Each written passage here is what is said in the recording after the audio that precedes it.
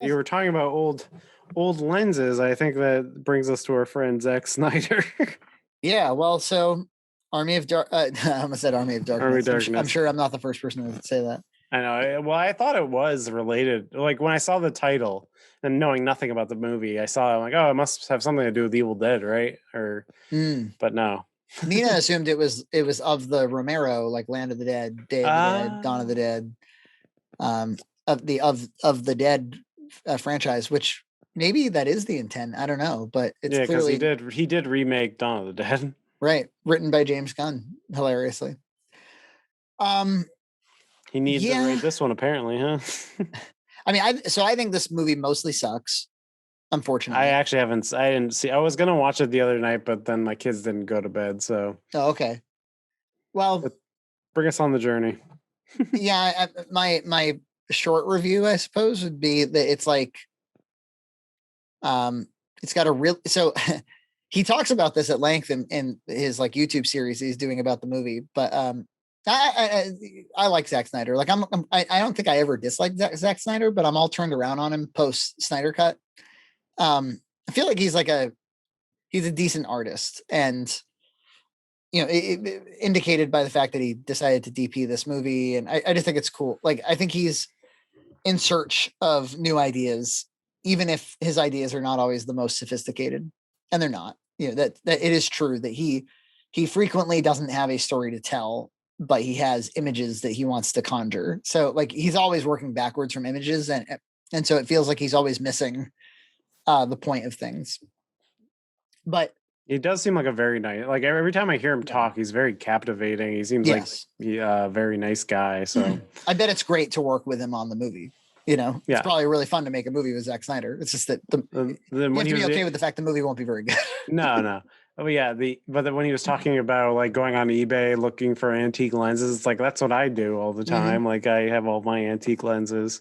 Yeah. Of course, he gets them professionally rehoused, which probably costs millions of dollars. But he was I think is it Variety or like Hollywood Reporter, one of those does a YouTube series where directors and actors look at their filmography and talk through. They get 2 minutes or something per piece. And I've watched Vince Vaughn's, which was actually really good and really interesting. Bill Hader, Nick Cage, Willem Dafoe, which is fascinating. Like Willem Dafoe is really interesting to listen to. He was saying something about, he was like, sometimes I tell young actors, try to be lousy at acting. I really think about that for a minute. What would it mean to just be lousy at it?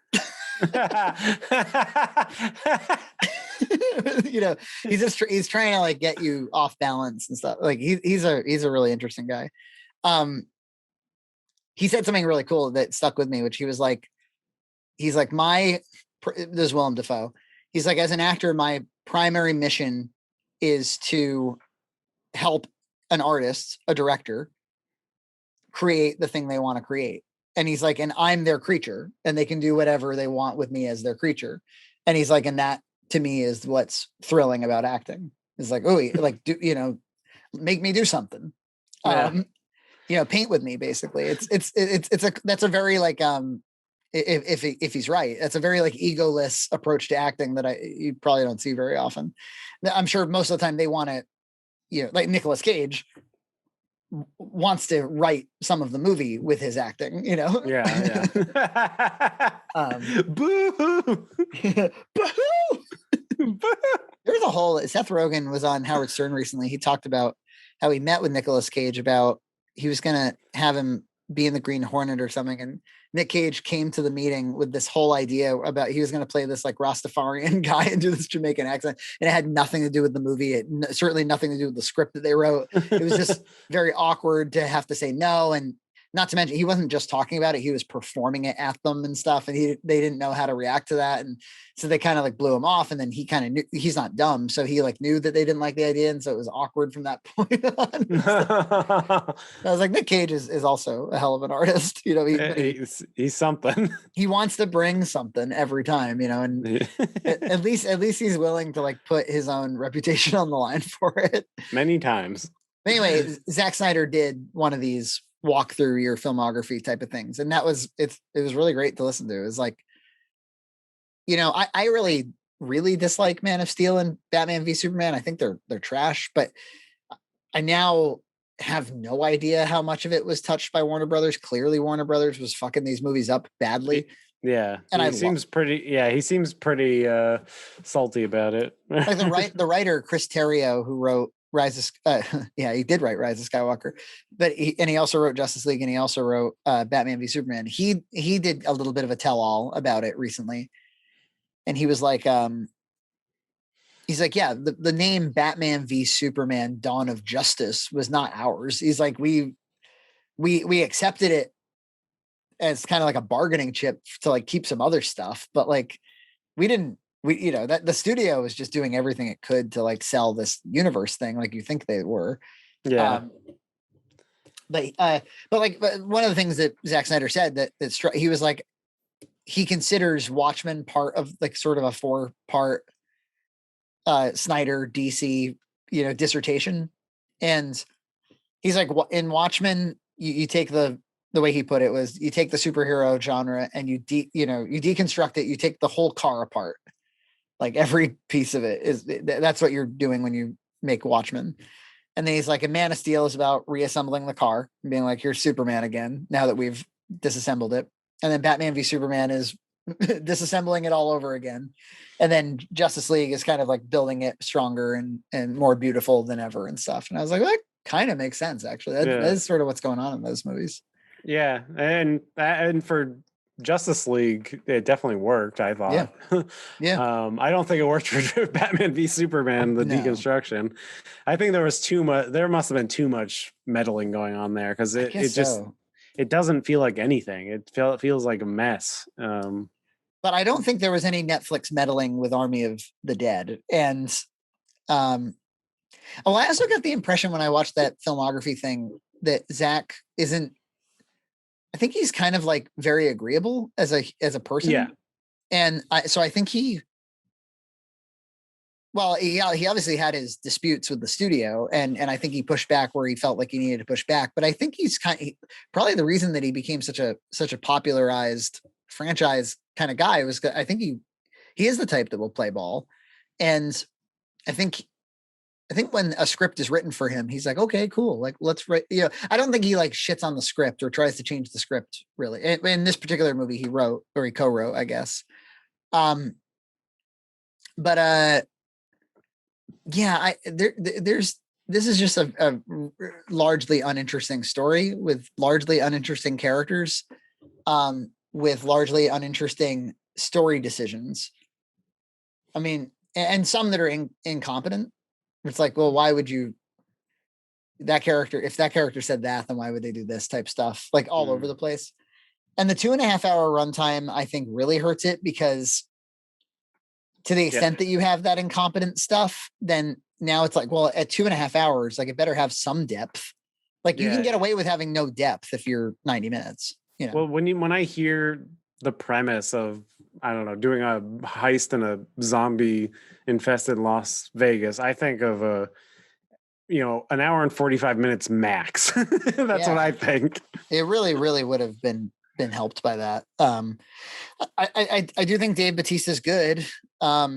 Not really. He doesn't have a character that's good. His character is stock action guy. Like, I love my kid and I want the money, or whatever. But he does. I have to say, like, if Zach's primary mission is to make a cool image, then Dave Bautista makes a cool image. He does. That's true. He's an impressive specimen on camera. It's cool to watch somebody that massive like rip apart a casino full of zombies. Like there is something cool about it. But in that YouTube series that he did, he talked at length about each of his movies' opening title sequences, because he never really lets a title sequence go to waste. And I thought the Times They Are a Changin' title sequence in Watchmen was like brilliant. I remember seeing it in theater for the first time, thinking like, wow, this is really like profound almost. Dawn of the Dead, that has a great with Johnny Cash. Yeah, right? The man comes around. Yeah, that's awesome. Yeah. So he always makes great ones, and he makes another amazing one here. And the Red Letter Media guys, they were like, well, like that because for those who don't know, the opening title sequence for this movie is how Las Vegas falls to zombies. So it's, all this slow-mo and his, these crazy IMAX lenses or whatever he shot them on. It's this really cool imagery, and he tells like a somewhat complex story that you can kind of interpret from the images about like, oh, and then this must have happened, and then that's when this character comes in. It's like, it's actually really solid filmmaking for an opening title sequence. And so the Red Letter Media guys were like, "Oh, I would have just preferred to watch that movie then." It's like, yeah, but I think maybe it just works better as a 3-minute, 4-minute montage. And so I don't know, like for me, I love that montage. I'll probably return to it many, many times, and then after that, I don't have much else to say about this movie. But it is brilliant, that montage. Yeah, well, I mean, it's good that he's fine. Whereas it seems like it's doing pretty well. Like people like the movie. Oh yeah, well that's what I wanted to say was it feels like maybe he should have, in retrospect, hindsight being 2020, maybe he should have just stuck to broad appeal action type stuff. I think so. I mean, I enjoy like 300, like even though it's like really really stupid, but there's something really like fun about it to me. He told an interesting story about that, which was that he had been trying to shop 300 since his like music video days, because he directed music videos for a long time before he got Dawn of the Dead. And he was like, after the success of Dawn of the Dead, he was still shopping 300. And the studio was like, well, we've got this other, he called it Sandals and Swords movies. Yeah. They're like, we got this other Sandals and Swords movie called Troy with somebody you might have heard of named Brad Pitt. So no thanks on your green screen comic book movie like that we don't understand. And Troy, of course, was a big flop. Oliver Stone directed it, if you remember. Yeah, that's so strange. Right. It was a big flop that nobody gives a fuck about today. And 300 is a pretty significant movie from the 2000s. Yeah, I saw it in IMAX and it was gorgeous. Yeah. Gorgeous. And it came out. Those men. I think it came out after Sin City.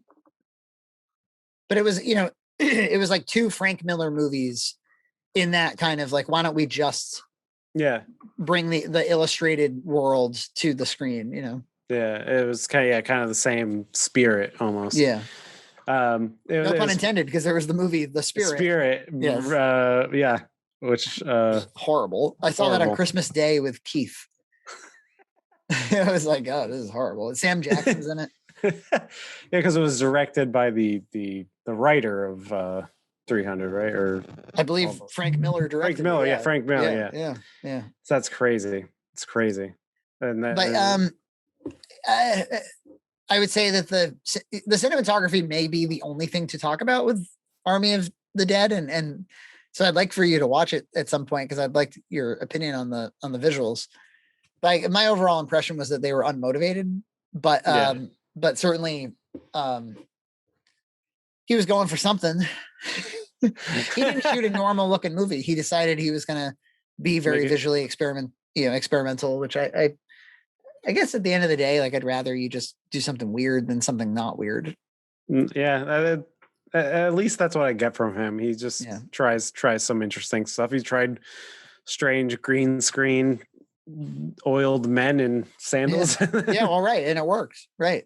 And he said that in his one of that YouTube series. He was like, I decided to DP this movie because I was going to try all this crazy shit, and I didn't want like it to be the fault of some other DP. I just wanted it to be my fault when it didn't work. That's great. You know what? Whatever. But somebody should probably write his movies. Yeah, he shouldn't be writing these movies. Get a good writer. Get a James Gunn. Yeah, I mean, that Chris Terrio guy, theoretically, he made Argo. Theoretically, he's a good writer, but somehow he got looped into like 3 movies that got studio fucked. Rise of Skywalker should be like a career-ending movie. I mean, it's just so for everybody. Do you remember Chris Gore? He used to be the Film Threat guy, and he wrote like the Film Festival Survivalist Guide and stuff. He was like a big voice in indie film in like the early 2000s. He called Rise of Skywalker malpractice. He called the entire trilogy malpractice, like cinematic malpractice. He was like, if you got the rights to Star Wars and you got Mark Hamill and Carrie Fisher and Harrison Ford all alive, and able to be in one of these movies, the first thing you would do is put them all in a scene together. Yeah, He's like, and they absolutely. didn't, and They they never didn't, and they did. never will get to again. It's he's like, it's truly like unethical on some level. Yeah. Well, I mean, yeah, everybody's to blame. JJ, Yeah. Ryan Johnson, they're all to blame. Yeah. Yeah, they really are. It's They a were damn they shame. were building and deconstructing their own things Yeah, on right. screen. Yeah. Oh my God. How horrible. That's a really good point. They were like doing it like totally unintentionally. Just, Yeah. like trying to like glue their, like literally with the mask of Kylo Ren, like gluing it back together again and shit. Oh Oh, another man. thing I want to say about Snyder though is he's famous for shall we say odd music cues, like between Hallelujah and The like Amazonian chant or whatever. right, yeah. um Every time he Wonder Woman was on screen. I love this dude's music choices. They're also always weird and clearly divisive, but it's something that I always will enjoy. I also want, it made me wonder if even though I really didn't like the 2.5 hour runtime, I wonder if like people just don't feel it nearly as much with the kind of home medium of the whole Yeah, I'm thing. sure they just pause it and they'll pick it up later. It's like, Yeah, they'll be like, oh, that was kind of cool. And it was making me wonder if like it seems like it would be the perfect Netflix movie. yeah, well, it probably was actually. I mean, especially in a world where Netflix needs some market share back, it needs to do stuff like this. Um, I was wondering, like, do you think that we talk a lot about like the death of movie theaters and stuff? I almost feel like the theatrical like schedule is not something Americans will want to adhere to. In other words, um, I don't think that I would make sure to go out and see uh, Army of the Dead, but I definitely will watch it at home. And for me, the real thing is like obviously kids and stuff, but like even just the element of oh, I have to get to the theater by 6:10 or Yeah. whatever, like that whole shit, it it adds an extra hour and a half to the whole ordeal somehow. Like the time commitment ends up being way bigger. Yeah, if I had the opportunity, if it was playing on, there's like a drive-in that opened near me. If it You'd was playing go. on that drive-in, I'd probably go. That's a good drive-in movie. So, but Yeah. other than that, yeah, it's so hard. But now the thing is, if with my two young children, it's so hard to go to a drive-in because they start at 9 and it's like right after you got them to bed and Yeah. you'd have to like, I don't know, I'd have to go alone because Anna would have to be here with the kids. It's like, That's what I mean. Is like you want to believe that a 2.5 hour commitment is only a 2.5 hour commitment, not like a whole like, oh, and I got to plan for it too. Like the only time you would want to go out of your way to plan for something like that is if it was going to be real. It's like going to a Broadway show or something, or they're yeah, like, oh, we're going to have like a night out, like where we're going to see, and then the thing about Broadway shows, I don't know how many you've been to in your life, but none of them are bad. Is kind of like, I'm sure you could find good bad ones, but what I mean is like the ones that tour, the ones that like come to your city and stuff, nobody takes chances with them. They're like, no, it's the tickets are $90 each, and people dress up, and like they serve beer at the place, and like you can't get into the bathrooms, it's too crowded. Like they don't they I saw like Sister Act a few years ago, and I was like, Sister Act is gonna suck, right? It was great. It was like the music was amazing, and it was like it was there's like nothing sad in it whatsoever. The whole thing's happy. It's just nothing but good vibes because it's just like, yeah, we're not gonna fuck with somebody's night out. Somebody's like very expensive night out. yeah. And I feel like Even maybe that's what movie theaters will become. yeah, I saw Les Mis on Broadway and it was awesome. Yeah, Awesome. it's Like always when they gonna be when they good. like have like transforming sets with machinery and you're just like Right, good. Like even right. if you're not engaged with the story, something's happening that you're interested in. Exactly. Or when we saw Cirque, it's like it's just always they're not going to let you and they're not going to allow experimentation in that forum. Like they do not want you walking away from that circus being like, huh, yeah. Like you can't. They'll shut down. Nobody will ever come back. Nobody's gonna pay the. Although we got those tickets for free, but Yes, that was a fun time. yeah, Um, and the only other thing I wanted to say about movies was or about this movie was I feel like published box office numbers, the concept of what was a hit and what was a flop and all that sort of stuff, the fact that all of that's going to be masked moving forward should be really fascinating because I think yeah, it colors, it's like box office numbers really color public opinion. And I think like if a movie yeah. made no money over the weekend, everybody wants to shit on it, right? Like that Yeah, seems to we be have what no happens. idea what Netflix's numbers on Army of the Dead. I assume they're good, but that's the thing. You can only assume Right. Right. because everyone was talking about it, and it seems like people watched it, but you don't know, and only Netflix knows, and they'll tell you where they put their money. Yeah, but they certainly don't want to tell you the Snyder cut was our most this or they don't want to give you any perspective on the success or failure of these things. They just want to I suppose that's part of the beauty of controlling distribution is you can control public opinion a little bit better.